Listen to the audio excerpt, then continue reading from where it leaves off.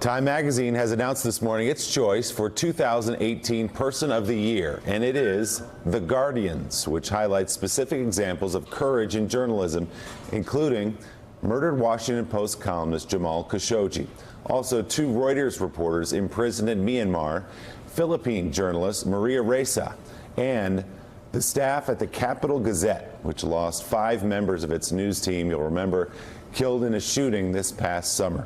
And joining us now, Time Magazine's editor-in-chief and CEO, Edward Felsenthal. Ed, good to see you this morning. Good to be back. So we were Thanks. just talking about how agonizing this is for you all every year. Take us inside the room. What was the debate and how tough was the choice? This was a tough year. I watched your segment yesterday, and it looked easier around this table than it was for all of us back at the office. You know, the stories, the main storylines of 2018 were moving really into last week, and so it was a tough year. But you know, I think when we really stopped to look at the major themes, the common thread is the manipulation, abuse of trust, democracy in crisis.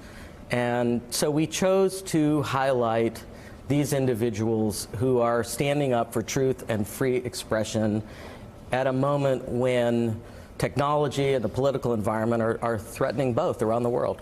Was there any hesitancy within the debate around the table about this selection, about the self-reverence about the media, ourselves, self-absorption, stuff like that? These are people, all of them, who took great risks, faced unimaginable obstacles, in some cases gave their lives for the pursuit of facts, of truth, and you know, there's an extraordinary quote from Khashoggi in one of his last columns where he says, I still worry, wake up every morning and ponder the choice I've made to speak my mind. This is an existential question for democracy, for freedom that extends well beyond journalism, well beyond Trump, well beyond all of us. I mean, whether it is or not, it's going to be interpreted by the president and his allies as a rebuke of him. He calls journalists enemy of the people. He's very antagonistic towards the enterprise.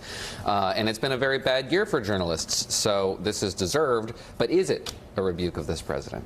You know, for all the name calling, we still live in a country, in the United States, where a news organization can sue the White House and win at the hands of a Trump-appointed judge. We're a country where Jamal Khashoggi actually took refuge. The rhetoric, I think there are lots of signs and evidence of it being used by dangerous actors around the world, and that's an issue. But the U.S., for all our trouble, for all the contentiousness, remains a beacon, I think, for hope and for truth and for free expression around the world. When you look at who else was in the running, Yeah. if you will, number 5 was the president of South Korea. How so? Kicked off the conversation, brought the North back into the fold. We'll see where it all goes, but a brave and remarkable move, but it's still very much unfolding, which I think is why he landed where he did. But I think one of the main themes, storylines of the year, certainly. When does the in-house debate about the selection process begin? How long does it go on? How many meetings are there? We have, it's been nonstop, pretty much 24 hours a day for 3 months. We start with a terrific meeting of the entire staff at the end of September, where people around the world dial in, and we debate and discuss the people of the year, the themes of the year. And it's really a great way to, actually, a lot of wonderful story ideas come out of it, but it's a spirited discussion, the entire staff, and over time the circle narrows, but the debate continues.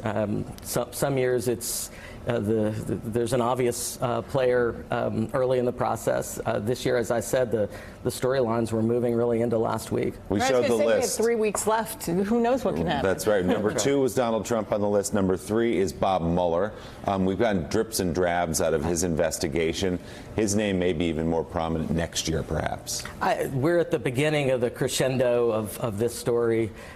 He has had a remarkable, methodical year, as you all were just discussing in the last segment.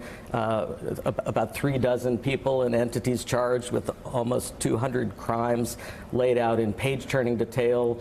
The way the Russian influence operation unfolded has certainly had enormous impact on the year, but I think this may well be the big story of 2019. We'll see. And we were saying all this well, you could have a president of the United States every year effectively. You could, especially this absolutely. president, you could make the case for it. So what was the conversation between 1 and 2?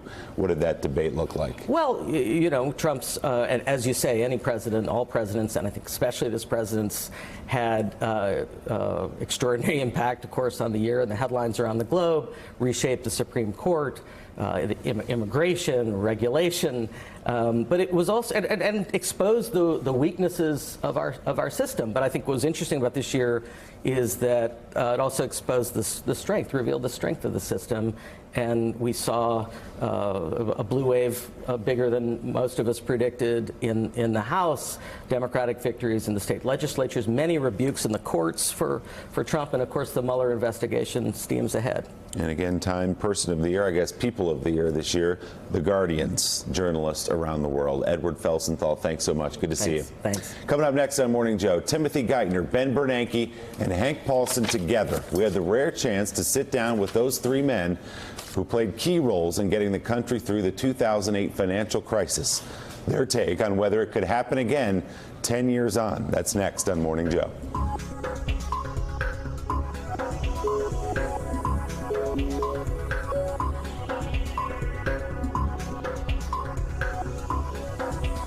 Thanks for checking out MSNBC on YouTube, and make sure you subscribe to stay up to date on the day's biggest stories. And you can click on any of the videos around us to watch more from Morning Joe and MSNBC. Thanks so much for watching.